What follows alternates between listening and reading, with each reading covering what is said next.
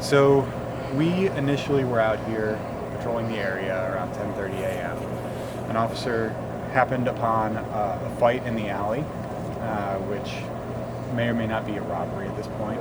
It's something that we're still looking into. It involved a group of men, about 5 as far as we can tell from witness statements at this point. At some point, 2 of the involved parties in the fight pulled out weapons, guns.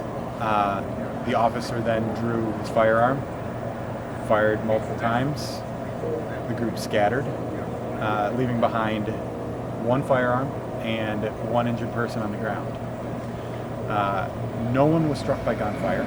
The injured party was injured during the fight or the robbery. It's, again, still under investigation. The other involved people fled the scene. We're now interviewing the person who was injured, trying to get a better understanding of what led up to the robbery or the fight. And at this point, as far as the shooting investigation goes, our force investigation team's coming out because no one was injured in the shooting. It's not going to be kicked over to King County, so we're going to handle the investigation all the way through. The officer is still on administrative duties, though? Yeah, they will. Okay. They'll be put on paid administrative leave as is standard during these things. 10:30 this evening, too, right? Correct. Yeah. So the injured party's transported, not transported? Minor injuries weren't even transported. Is he helping? Is he talking to you guys, the victim? We're interviewing him right now. I don't know what we're being able to get from him at this point. Okay, so a bunch of dudes are beating up another dude or robbing him, and an officer just happened upon it? Yep. Oh, man, that's nuts. Yeah, it happens. I mean, that's why we are out here patrolling the area.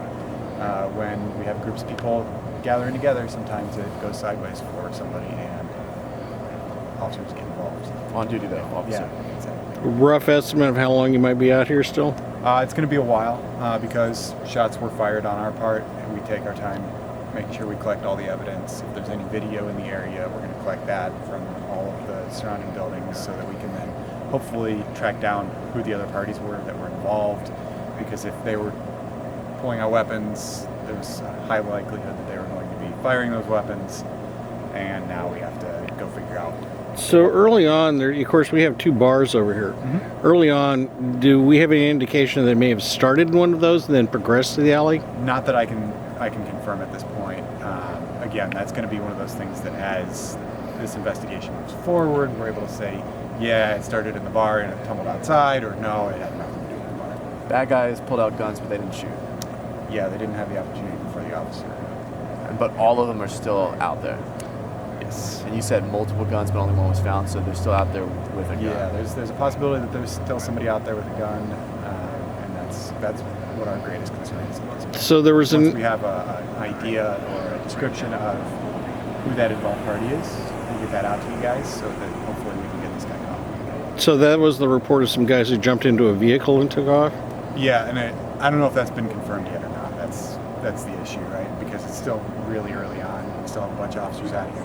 We're interviewing people that were involved in the incident. So all of these details are the best that I can give you right now, but everything can change.